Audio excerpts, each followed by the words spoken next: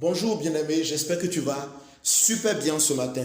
Alors, grande est ma joie de te retrouver une fois de plus et de pouvoir participer à ton édification. Gloire à Dieu. Alors ce matin, je vais poursuivre le message sur la guerre des étoiles. La guerre des étoiles. Mais je parlerai particulièrement d'un point. Je parlerai des 3 éléments qui te font la guerre de façon silencieuse et de comment tu peux triompher de ces éléments-là. Alors si tu es avec moi, reste. On se retrouve juste après le jingle d'introduction. Bonjour, faites le plein d'énergie avec l'évangéliste Arsène Ounou pour une vie d'espoir sans limite. Alléluia, alléluia. Il existe 3 éléments qui font la guerre de façon silencieuse à une destinée, à une étoile destinée à briller. Alléluia. Il existe la pensée, premièrement. Deuxièmement, le cœur. Troisièmement, la langue.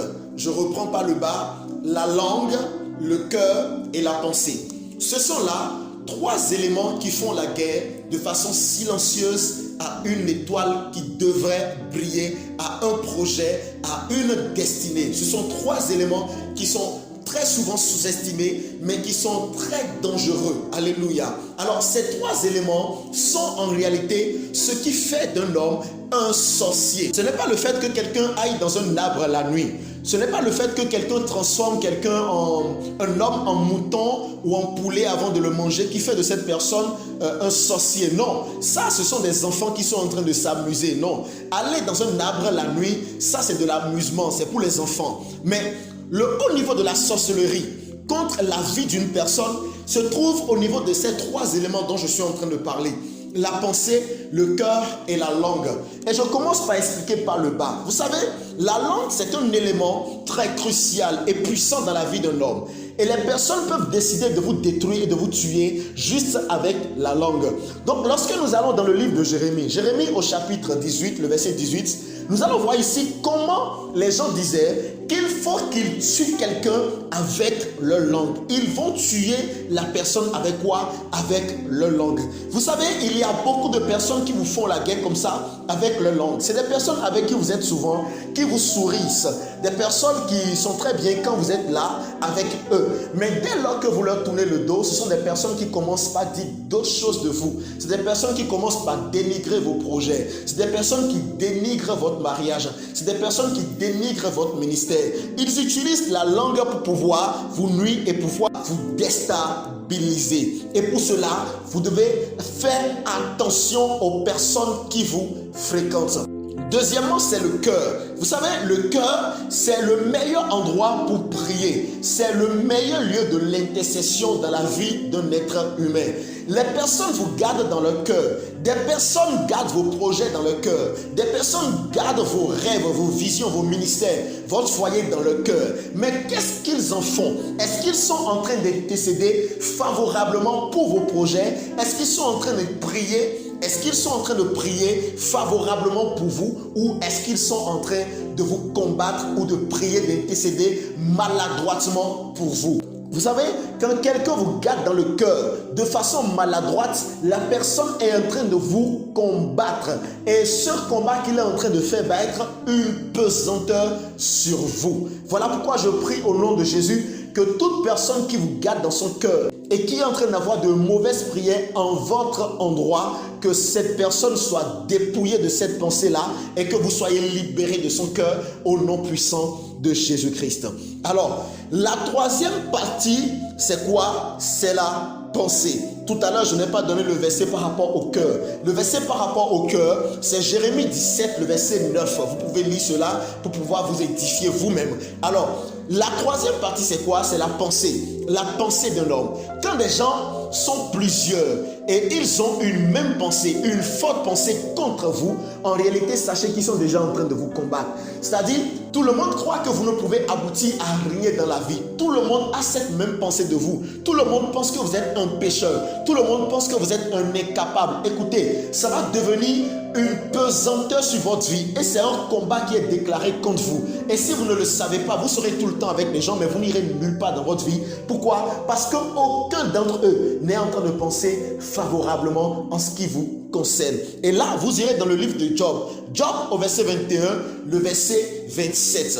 Job dit qu'il connaît exactement quelles sont leurs pensées en son égard. Alléluia. Donc, il y a ces trois éléments qui combattent les gens. La pensée, le cœur et la langue. Alors, pour que ces trois éléments puissent avoir de la puissance contre votre vie, il faut d'abord que ces trois éléments aient une information pour pouvoir avoir de la puissance, de l'autorité et vous combattre véritablement. S'il n'y a pas d'information, leur guerre est vaine, leur guerre est inutile et ils ne pourront absolument rien contre votre vie. Voilà pourquoi je vais vous donner une technique ou un secret qui va vous sauver et qui va vous éviter beaucoup de guerres, qui va vous décharger et va vous aider à aller de l'avant et à aller plus loin. Alors, c'est quoi cette technique? C'est quoi ce secret? Il s'agit tout simplement de la technique de la poule. Plusieurs d'entre vous, vous avez des combats dans votre vie parce que vous ne savez pas garder votre bouche. Vous parlez de tout ce que vous avez envie de faire. Vous parlez de tous les projets que Dieu vous met à cœur. Vous exposez cela à tout le monde. Ah, vous ne savez pas quel est le cœur, la pensée et la langue de cette personne qui est avec vous. Vous ne savez pas si cette personne est déjà devenue une sorcière à cause de ces trois éléments-là. Vous ne savez pas cela, mais vous êtes tout le temps en train de parler et de donner des informations en ce qui concerne votre vie. Pour cela, voici ce que vous devez faire. Vous devez utiliser la technique de la poule. Lorsque la poule veut pondre ses œufs, lorsque la poule ne trouve pas d'endroit où pondre ses œufs de façon convenable, elle peut pondre ses œufs sur votre matelas. Elle peut pondre ses œufs sous votre lit. Elle peut pondre ses œufs sur un arbre. Elle peut pondre ses œufs là où elle trouve. Vous savez, bien aimé, agissez sans avoir peur des hommes. Faites ce que Dieu vous dit. Faites ce qui est convenable avec votre vie. Faites ce qui est convenable à votre vie, à votre destinée. Ce qui convient à votre vision, à votre destination, là où vous êtes en train d'aller dans la vie. Cela est très important et cela va beaucoup vous aider. Alors, quand la poule commence par pondre ses œufs et qu'elle finit de pondre, vous savez ce qu'elle fait? Elle couvre ses œufs. Elle couvre ses œufs, c'est-à-dire elle protège ses œufs. Elle cache ses œufs et elle garde ses œufs jusqu'à ce qu'elle les éclore. Et c'est alors qu'elle a éclos les œufs que vous allez tout simplement voir quoi? Les pousser. Vous devez faire quoi? Vous devez protéger vos rêves. Vous devez protéger vos visions. Vous devez protéger vos projets, vos ambitions, jusqu'à ce que cela soit prêt pour être visible avant que vous ne formez quiconque. Alléluia.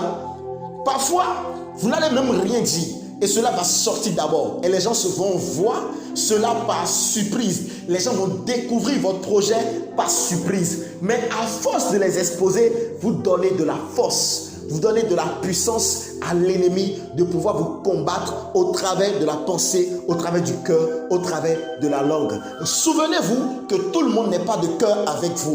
Quand Jésus est arrivé, il y a deux camps qui s'est dessiné. Il y a le camp des rois mages et il y a le camp de Hérode. Le camp de Hérode a été troublé par l'arrivée de Jésus. Je vous ai dit la dernière fois que tout le monde n'est pas d'accord avec vous, tout le monde ne vous aime pas, tout le monde n'est pas d'accord que vous soyez là. C'est des personnes qui sont dérangées par vous. Donc, le message-ci est en train d'arriver pour éveiller votre conscience, votre spiritualité, afin de pouvoir triompher de cette guerre des étoiles-là. Je prie pour vous que personne n'éteigne votre étoile, que personne n'éteigne votre lumière, mais que vous brillez dans cette génération au nom puissant de Jésus-Christ. Je vous retrouve mercredi pour vous donner encore une autre stratégie. Cette stratégie, c'est une stratégie combien importante pour vous sortir de cette bataille-là. Merci de nous choisir pour votre édification, pour vos requêtes de prière et vos besoins d'orientation. Shalom.